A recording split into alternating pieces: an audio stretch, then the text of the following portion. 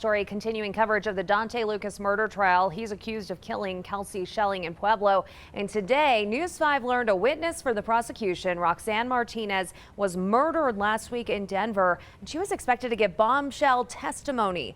News 5's Colette Bordelon live in Pueblo tonight with more on this story you'll only see on News 5. Colette.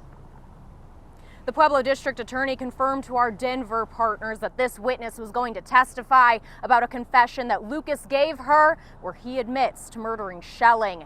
Now, the Denver Police Department does not believe that the murder of 31-year-old Roxanne Martinez is related to this trial. However, that is still an open case. We spoke exclusively to her cousin, who just doesn't believe that at all. We just got to take it one day at a time and see what goes down right here and find the person or people who were involved in this murder right here, and then let that go to trial, and probably even in a way charge Dante Lucas, because I believe he's pulling some strings when he's inside the jail, because there are ways around that.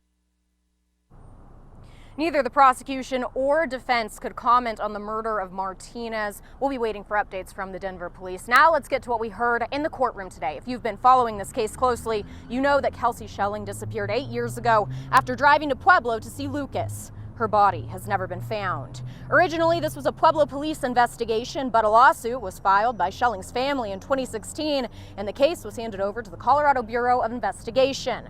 Now, the lead investigator on the case, Agent Kevin Torres, taking the stand again today and telling us how they repeated searches of Lucas's grandmother's home, Schelling's car, and throughout Pueblo. They also set up a massive wiretap mission of the Lucas family and friends. The heat was being turned up on the family.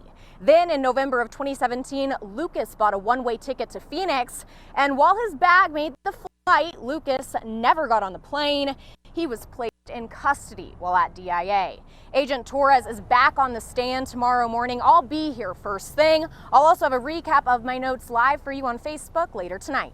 Always watching out for you, Pueblo. Colette Bordelon, News 5.